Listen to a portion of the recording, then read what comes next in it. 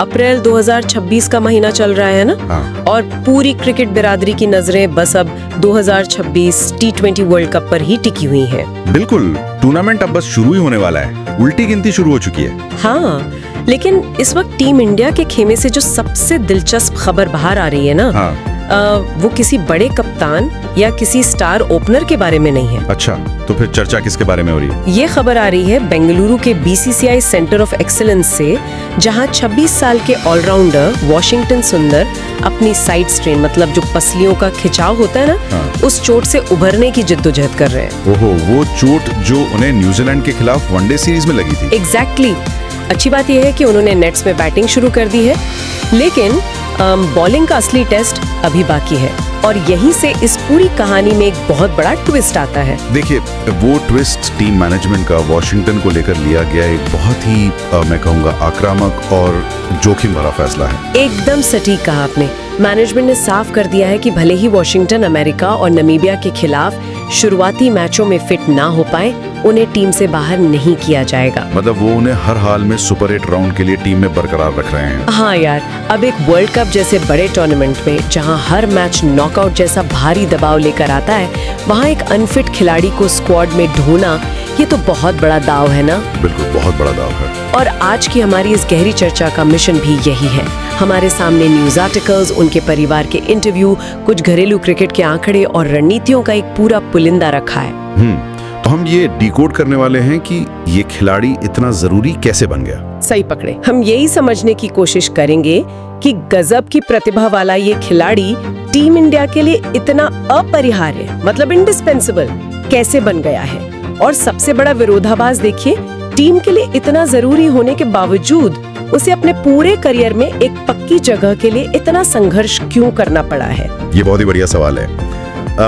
इस विरोधाभास को समझने के लिए ना हमें पहले मैनेजमेंट के इस ताजा फैसले के पीछे छिपे क्रिकेटिंग लॉजिक को समझना होगा। मैं भी वही सोच रही थी। ऐसा क्या है उनकी गेंदबाजी में? देखिए, एक गेंदबाज के लिए साइड स्ट्रेन कोई मामूली चोट नहीं होती। जब एक स्पिनर गेंद फेंकता है ना, तो उसका शरीर एक रबर बैंड या कह लीजिए गुलेल की तरह काम करता है। अच्छा, एक गुलेल की तरह। हाँ, नॉन बॉलिंग आर्म नीचे आता है और जो साइड की मांसपेशियां होती हैं वो उस पूरे घुमाव या टॉर्क को बर्दाश्त करती हैं।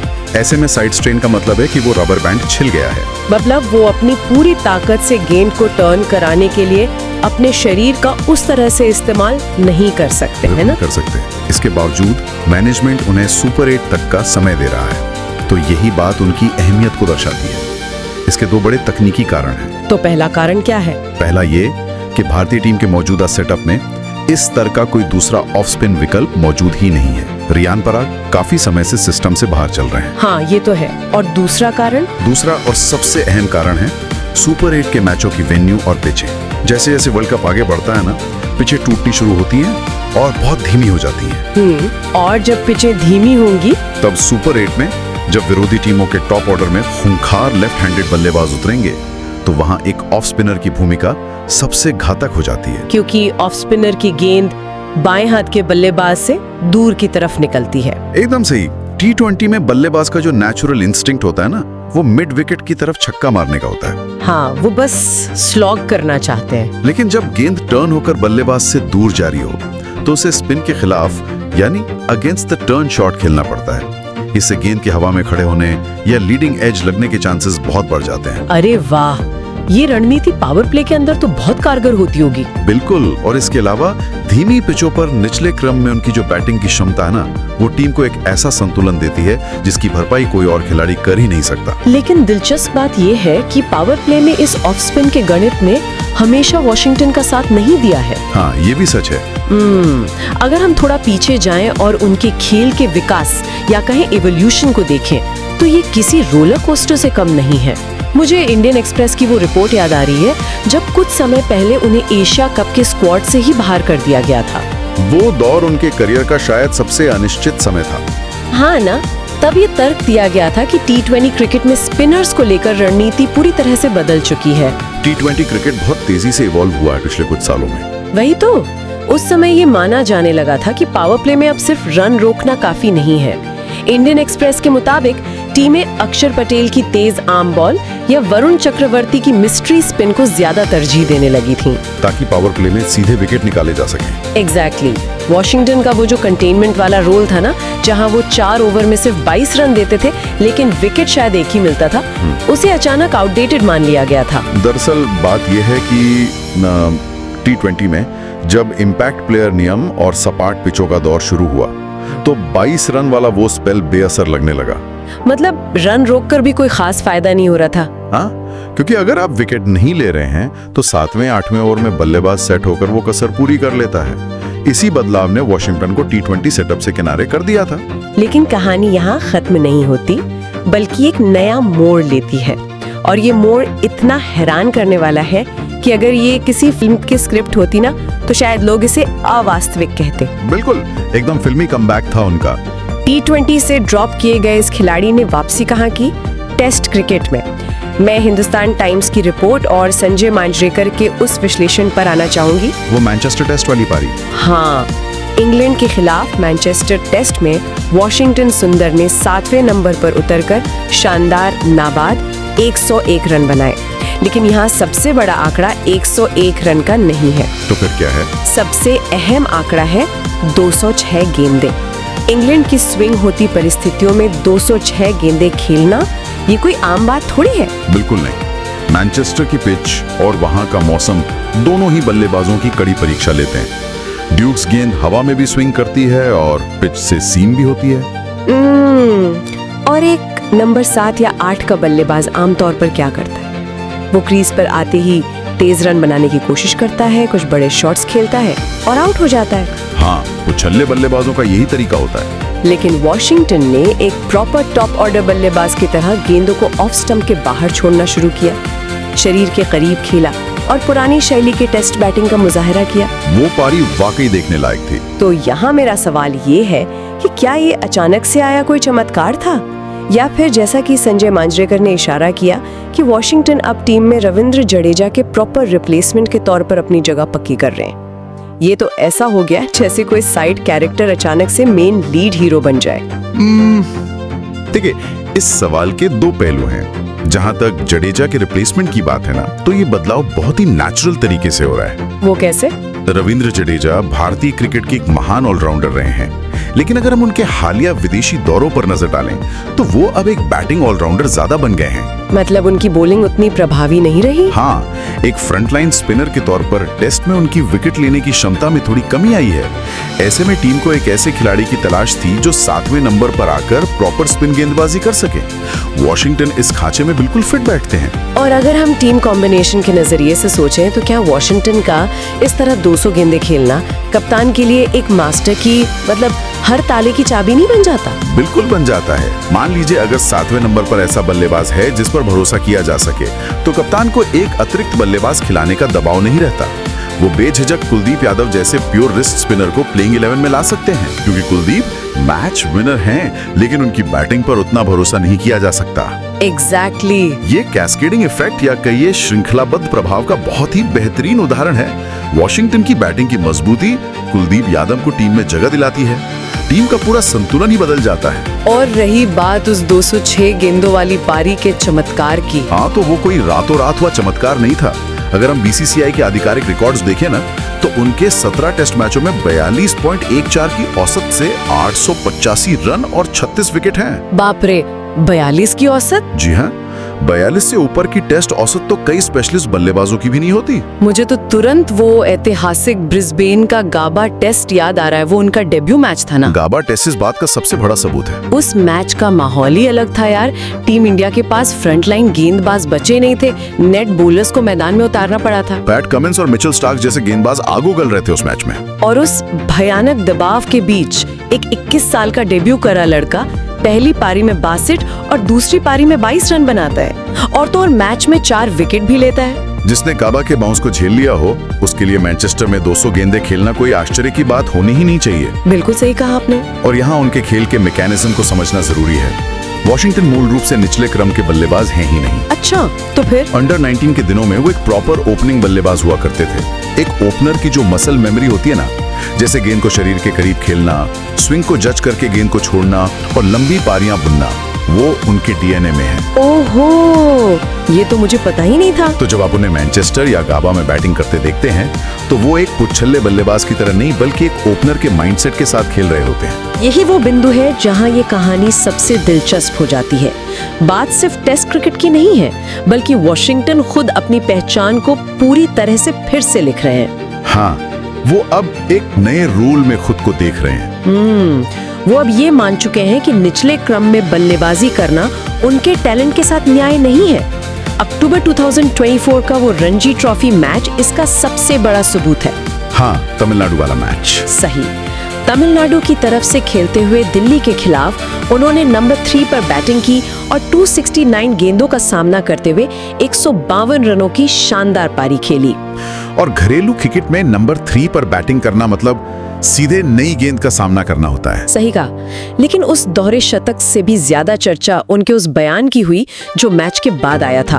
उन्होंने खुले तौर पर प्रेस से कहा, मैं खुद को एक टॉप ऑर्डर बैटर मानता हूँ। ये बहुत बड़ा स्टेटमेंट था। भारतीय क्रिकेट के मौजूदा माहौल में जहाँ हर पोजीशन के लिए इतनी लंबी कतार लगी हुई है, एक खिलाड़ी जिसे दुनिया एक स्पिन गेंदबाज मानती है, उसका ऐसा आत्मविश्वास दिखाना ये बहुत दुर्लभ है। और उन्होंने इसे T20 में भी साबित करके दिखाया। बिल्कुल। नवंबर 2025 की इंडिया टुडे की रिपोर्ट याद करें, जब ऑस्ट्रेलिया के खिलाफ T20 सीरीज में उन्हें impact player of the series का मेडल दिया गया था। उस सीरीज में उनका प्रदर्शन कमाल का था। एक मैच में मैनेजमेंट ने उन्हें बैटिंग में ऊपर भेजा और उन्होंने 23 गेंदों में 49 रन ठोक दिए। और उसी सीरीज के अन्य मैच में मात्र 5 गेंदों में 3 विकेट झटक कर पूरा मैच ही पलट दिया। वो सीरीज ये बताने के लिए काफी थी कि अगर आप उन्हें जिम्मेदारी देंगे तो वो मैच विनर साबित होंगे। लेकिन यहाँ एक सवाल मेरे मन में आता है। जी पूछिए। कभी कभी लगता है कि वॉशिंगटन का ये बहुमुखी होना या उनकी वर्सेटिलिटी ही उनके लिए सबसे बड़ी रुकावट बन गई है। क्या ये किसी बहुत महंगे स्विस आर्मी नाइफ की तरह नहीं है? स्विस आर्मी नाइफ मतलब आपके पास एक ऐसा टूल है जिसमें चाकू भी है, पेचकस भी है और कैंची भी। हाँ, मल्टीपर्पज टूल। लेकिन जब मैच का असली दबाव आता है ना, तो टीम मैनेजमेंट कंफ्यूज हो जाता है कि कौन सा टूल इस्तेमाल करें, और इस कंफ्यूजन में अक्सर उन्हें नजरअंदाजी कर दिया जाता है। ये उपमा बहुत ही सटीक है। स्विस आर्मी नाइफ वाला सिंड्रोम भारतीय क्रिकेट में कई ऑलराउंडर्स के साथ हुआ है ना? वो बस टीम में रखे जाते हैं। मैनेजमेंट उन्हें टीम में तो रख लेता है क्योंकि वो बहुत सी चीजें कर सकते हैं, लेकिन उन्हें कोई एक स्पष्ट भूमिका या डिफाइंड रोल नहीं दिया जाता। कोई क्लैरिटी नहीं होती। और वॉशिंगटन के मामले में, जैसा मैंने पहले कहा, उनकी गेंदबाजी की सफलता ने ही उनकी बल्लेबाजी को पीछे धकेल दिया। जब आप पावर प्ले में इतनी किफायती ऑफ स्पिन डालते हैं तो कप्तान आपको सिर्फ एक गेंदबाज के रूप में देखने लगता है। और बैटिंग का क्या? बल्लेबाजी में आपको सिर्फ आखिरी के 2 ओवर खेलने को मिलते हैं जहां आप अपनी असली क्षमता दिखाई नहीं सकते। मतलब उनकी अपनी ही गेंदबाजी उनकी बल्लेबाजी की दुश्मन बन गई।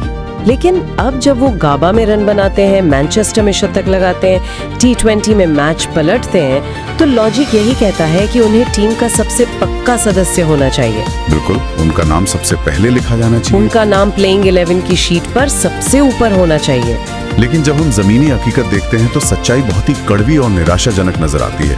आप उनके पिता के इंटरव्यू की बात कर रही हैं? जी हाँ, टाइम्स ऑफ इंडिया में छपे उनके पिता M. सुंदर के उस एक्सक्लूसिव इंटरव्यू को ही ले लीजिए। वो इंटरव्यू भारतीय क्रिकेट के सिस्टम की एक ऐसी तस्वीर पेश करता है जिस पर अक्सर बात नहीं की जाती। उनके पिता का गुस्सा और उनके सवाल ना एक आम क्रिकेट फैन को भी सोचने पर मजबूर कर देते हैं।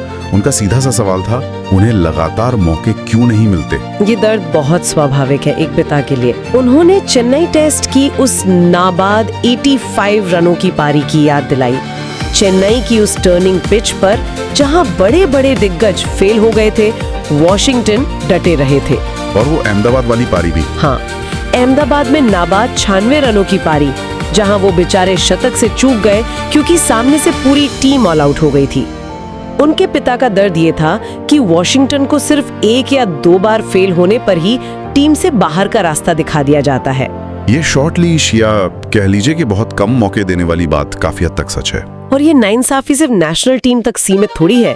फ्रेंचाइजी क्रिकेट, जिसे टैलेंट को बढ़ावा देने वाला मंच माना जाता है, वहाँ भी उनके साथ अजीब बर्ताव हुआ। आईपीएल की बात कर रही हैं आप? हाँ, उनके पिता ने याद दिलाया कि कैसे आईपीएल में रॉयल चैलेंजर्स बैंगलोर यानी आरसीबी ने उन्हें लगातार 11 मैचों के लिए बेंच पर बिठाए रखा। 11 मैच, ये तो बहुत ज्यादा है। और सनराइजर्स हैदराबाद का किस्सा तो और भी हैरान करने वाला है यार। एक मैच में वॉशिंगटन ने 14 गेंदों में 40 रन की तूफानी पारी खेली, जिसमें मैच का रुख ही बदल दिया। हाँ, मुझे याद है वो मैच। और अगले ही मैच में मैनेजमेंट ने उन्हें इनाम देने के बजाय बैटिंग ऑर्डर में नंबर 6 पर धकेल दिया। ये तो बहुत ही अजीब फैसला था। ये तो किसी कॉर्पोरेट कंपनी के उस एम्प्लॉय ऑफ द मंथ जैसा हाल है, जिसे स्टेज पर बुलाकर अवार्ड तो दे दिया जाता है, लेकिन ऑफिस में बैठने के लिए कोई पक्की डेस्क ही नहीं दी जाती। बिना डेस्क का एम्प्लॉय ऑफ द मंथ? हाँ, वो बेचारा रोज अपना लैपटॉप लेकर कभी इस केबिन में तो कभी उस केबिन में जगह ढूंढ रहा है। ये विश्लेषण बिल्कुल फिट बैठता है। देखिए, आईपीएल फ्रेंचाइजीज अक्सर डेटा और मैचअप्स पर इतना ज्यादा निर्भर हो जाती हैं कि वो एक खिलाड़ी के नेचुरल फॉर्म और उसके आत्मविश्वास को ही नजरअंदाज कर देती हैं। वही तो। 14 गेंद में 40 रन बनाने वाले बल्लेबाज को डीमोट करना क्रिकेट के किसी भी लॉजिक से बाहर है। और इस अनिश्चितता का सीधा असर उनकी मार्केट वैल्यू पे भी दिखता है। क्रिक ट्रैकर की रिपोर्ट के आंकड़े देखें जरा। आईपीएल 2026 के ऑक्शन में गुजरात टाइटंस ने उन्हें 3.20 करोड़ रुपए में खरीदा। उनका बेस प्राइस 2 करोड़ था शायद। जी हाँ, 2 करोड़। लखनऊ सुपर जायंट्स ने भी बोली लगाई, लेकिन अंततः वो 3.20 करोड़ में बिके। आज के दौर में जब अनकैप्ड खिलाड़ियों पर 10-10 करोड़ बरस रहे हों, भारत के लिए गाबा और मैनचेस्टर जिताने वाले खिलाड़ी की कीमत सिर्फ 3 करोड़। ये आंकड़ा वाकई चौंकाने वाला है। इसके साथ ही मुझे जागरण जोश की 2022-23 के बीसीसीआई कॉन्ट्रैक्ट्स की रिपोर्ट भी याद आती है। वहां उन्हें सबसे निचले स्लैब यानी ग्रेड सी में रखा गया था, जिसकी फीस 1 करोड़ रुपए होती है। ये टैलेंट और उसे मिलने वाले इनाम के बीच इतना बड़ा फासला कैसे हो सकता है? इस फासले के पीछे ना भारतीय क्रिकेट का सबसे बड़ा सच छिपा है, और वो है हमारी बेंच स्ट्रेंथ। बेंच स्ट्रेंथ मतलब इतने सारे खिलाड़ी होना? जी, पिता की निराशा एक तरफ पूरी तरह जायज है, लेकिन दूसरी तरफ आप चयनकर्ताओं की मजबूरी भी तो देखिए। हमारे पास एक ही समय में अक्षर पटेल, कुलदीप यादव, रविंद्र जडेजा और रविचंद्रन अश्विन जैसे दिग्गज स्पिनर्स मौजूद रहे हैं। हाँ, ये नाम तो क्रिकेट के लेजेंड्स हैं। तो जब टीम कॉम्बिनेशन की बात आती है, तो कप्तान अक्सर उन खिलाड़ियों की तरफ जाते हैं जिनके पास 50-60 टेस्ट मैचों का अनुभव होता है। वॉशिंगटन को अक्सर बाहर इसलिए बैठना पड़ा क्योंकि वो उन महान खिलाड़ियों के दौर में खेल रहे हैं। लेकिन क्या ये मैनेजमेंट की जिम्मेदारी नहीं है कि वो खिलाड़ी को संवारे? बिल्कुल है। अगर आप यशस्वी जायसवाल का उदाहरण लें, जब जायसवाल टीम में आए तो मैनेजमेंट ने तय किया कि ये हमारा भविष्य का ओपनर है। उन्हें एक पक्की डेस्क दी गई। हाँ, उन्हें पूरी तरह से बैक किया गया। उन्हें लगातार मौके दिए गए, चाहे वो 1-2 पारियों में फेल ही क्यों ना हुए हो। लेकिन वॉशिंगटन के साथ ऐसा कभी नहीं हुआ। कभी उन्हें पावर प्ले गेंदबाज बना दिया गया, कभी नंबर 7 का बल्लेबाज, तो कभी T20 में अचानक बाहर ही कर दिया गया। यही वो अंतर है जो एक अच्छे टैलेंट को महान बनने से रोकता है। यशस्वी जायसवाल को जो रोल क्लैरिटी मिली, वो वॉशिंगटन को कभी नहीं मिली। सही बात है। मैनेजमेंट ने उनके साथ इतने प्रयोग किए कि उनकी अपनी एक ठोस पहचान बनने में सालों लग गए। लेकिन अब मैनचेस्टर के शतक और रणजी में 152 रनों की पारी के बाद वॉशिंगटन ने खुद वो रोल क्लैरिटी छीन ली है। मतलब उन्होंने साबित कर दिया है कि वो क्या कर सकते हैं। हाँ, वो अब मैनेजमेंट को मजबूर कर रहे हैं कि उन्हें एक प्रॉपर ऑलराउंडर के तौर पर देखा जाए। और यही बात इस पूरी चर्चा को वापस आज के दिन यानी अप्रैल 2026 पर ले आती है। वॉशिंगटन सुंदर अपनी चोट से वापसी कर रहे हैं और 2026 के T20 वर्ल्ड कप में टीम इंडिया उन पर बहुत बड़ा दांव खेल रही है। वो सुपर 8 वाला फैसला। बिल्कुल। शुरुआती मैच मिस करने के बावजूद सुपर 8 के लिए उन्हें रिजर्व रखना ये बताता है कि मैनेजमेंट आखिरकार उनके उस स्विस आर्मी नाइफ की अहमियत को समझ गया है। देर आए दुरुस्त आए। ये कहानी महज एक खिलाड़ी के चोट से वापसी की कहानी नहीं है यार। ये अपनी खोई हुई पहचान वापस पाने, अपनी उपयोगिता साबित करने और सिस्टम से अपनी जगह छीनने की एक जबरदस्त जंग है। मैं पूरी तरह सहमत हूँ। और सुनने वालों के लिए इस पूरी कहानी से जो सबसे बड़ा सबक निकल कर आता है वो है एडेप्टेबिलिटी, यानी परिस्थितियों के अनुसार खुद को ढालना। अडेप्टेबिलिटी, बहुत सही शब्द कहा आपने। ये कहानी हमें सिखाती है कि जब किसी खिलाड़ी की एक स्किल में, जैसे पावर प्ले की गेंदबाजी में, बहुत भीड़ हो जाए और उसका रास्ता रुकने लगे तो उसे हार नहीं माननी चाहिए। तो उसे क्या करना चाहिए? ऐसे में उसे अपनी दूसरी स्किल यानी बल्लेबाजी को इतना निखारना पड़ता है, इतना मजबूत करना पड़ता है कि चयनकर्ता चाहकर भी उसे नजरअंदाज ना कर सके। और वॉशिंगटन ने यही किया है। बिल्कुल यही किया है। उन्होंने खुद को एक बैकअप विकल्प से एक रणनीतिक जरूरत में बदल दिया है। एक दरवाजा बंद हुआ तो उन्होंने खुद अपने हाथों से दूसरा दरवाजा खोल लिया।